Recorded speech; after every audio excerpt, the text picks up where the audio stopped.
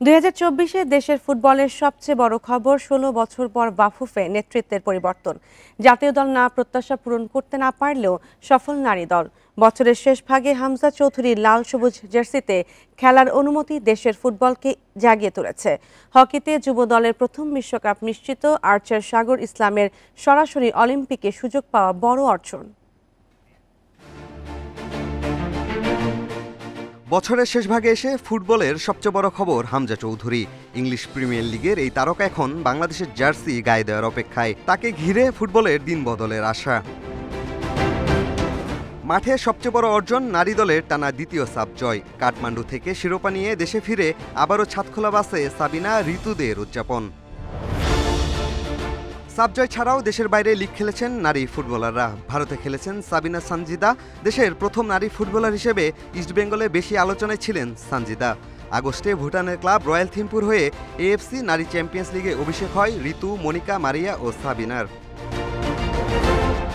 সাদামাটা পারফরমেন্সে বছর শেষ ছেলেদের দলের। ৮ ম্যাচে ২ জয় ৬ হার।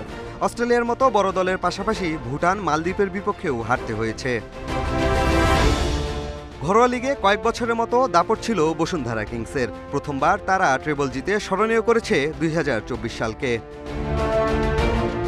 দেশের রাজনৈতিক পট পরিবর্তনের সঙ্গে বদলে গেছে বাফুফের সব হিসেব নিকেশ। ৪ মেয়াদে ইতি টানতে একরকম বাধ্যই হন কাজী সালাউদ্দিন।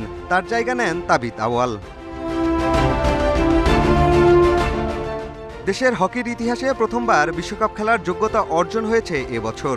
ডিসেম্বরে ওমানে হওয়া এশিয়ান কাপে পঞ্চম হয়ে যে কীর্তি গড়েছে যুবারা।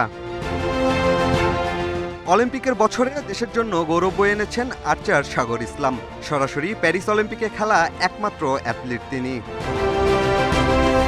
এবছর দেশের দাবা পেয়েছে সর্বকনিষ্ঠ আন্তর্জাতিক মাস্টার। নিয়াজ মোর্শেদের ৪৩ বছরের রেকর্ড ভেঙেছেন মনন রেজানির।